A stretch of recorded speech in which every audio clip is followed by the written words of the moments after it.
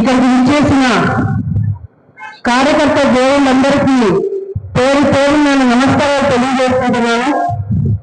ఈరోజు జిల్లా మహానాడు కార్యక్రమానికి అన్ని నియోజకవర్గాల నుంచి ముఖ్యమైన కార్యకర్తలు లీడర్లు అందరూ కూడా రావడం జరిగింది.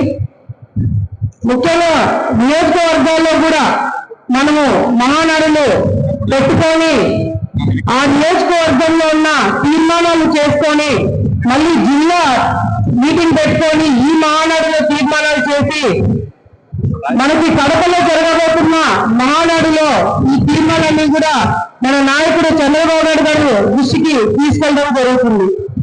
మహానాడు అంటే మొదటి నుంచి కూడా ఒక పండుగ వాతావరణం. మహానాడు అంటే కార్యకర్తలందరికీ కూడా ఎన్ని కష్టాలున్నా ఇబ్బందులు పడినా ఏం చేస్తా కేసులు వేయించుకున్నా కూడా అవన్నీ కూడా పక్కన పెట్టి ఒక పండుగ వాతావరణం లాగా కుటుంబ సభ్యులు అందరూ కలిసినట్టుగా మనమందరం కూడా ఈ మహానాడుకి కలవడం జరుగుతుంది.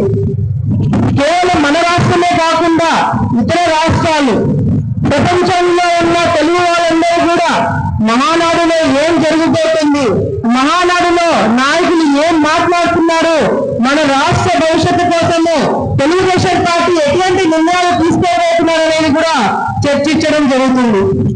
అటువంటి మహానాడు కార్యక్రమానికి మీ అందరినీ కూడా స్వాగతం పలుకుతూ మనమే కాకుండా మనతో పాటు 100 మంది 1000 మంది అందరినీ కూడా ఎంతమందిని ఏకమవుతే అంతమందిని కూడా కార్యకర్తలని తీసుకొచ్చి కడపలో జరుగుతున్న ఈ 3 రోజుల పండుగకి మీరందరూ కూడా కదిలి రావాలని చెప్పి మరొకసారి కోరుకుంటున్నాను. ఈరోజు మనము అధికారంలోకి వచ్చినాము. ఈ అధికారంలోకి రావడానికి వేదికపై ఉన్న పెద్దలు ఇక్కడ ఉన్న మీరందరూ కూడా ఎంత కష్టపడినామో, ఎన్ని ఇబ్బందులు పడినామో, ఎన్ని కష్టాలు పడినామో మనము గుర్తు పెట్టుకొని ఈ 5 సంవత్సరాలు అన్ని విధాలుగా జాగ్రత్తలు తీసుకొని మళ్ళీ మనం అధికారంలోకి రావడానికి ప్రతి ఒక్కటి కూడా మనము జాగ్రత్తగా ముందుకు తీసుకొని వెళ్ళాల్సిన అవసరం ఎంతైనా ఉంది.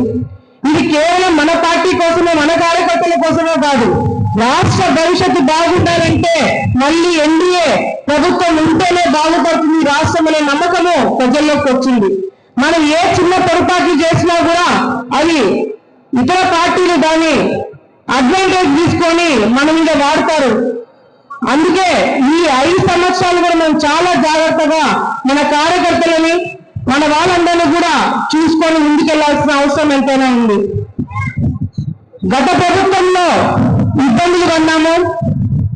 ఈ ప్రభుత్వం వచ్చిన తర్వాత, మన ప్రభుత్వం వచ్చిన తర్వాత బాధ్యతలు తీసుకున్నాము. గత ప్రభుత్వంలో కష్టాలు పడినాము. మన ప్రభుత్వం వచ్చిన తర్వాత కార్యకర్తలు కాపాడుకున్నాము. గత ప్రభుత్వంలో ఇబ్బందులు పడినాము. ఇప్పుడు మన ప్రభుత్వం వచ్చిన తర్వాత బాధ్యతలు తీసుకొని మన భవిష్యత్తును బాగా కాపాడుకోవడానికి మనమందరం కూడా ఏర్పాటు చేసుకోవాల్సిన అవసరం ఎంతైనా ఉంది. ఈరోజు చంద్రబాబు నాయుడు గారిని మన జిల్లాలోనే అరెస్ట్ చేసే సంగతి మనం ఎవరం కూడా ఎప్పుడూ కూడా మర్చిపోలేని సంఘటన. ఏ రోజైతే చంద్రబాబు నాయుడు గారిని అరెస్ట్ చేయాలనే ఆలోచన వాళ్ళకి వచ్చిందో ఆ రోజే వాళ్ళ పతనం మొదలైంది.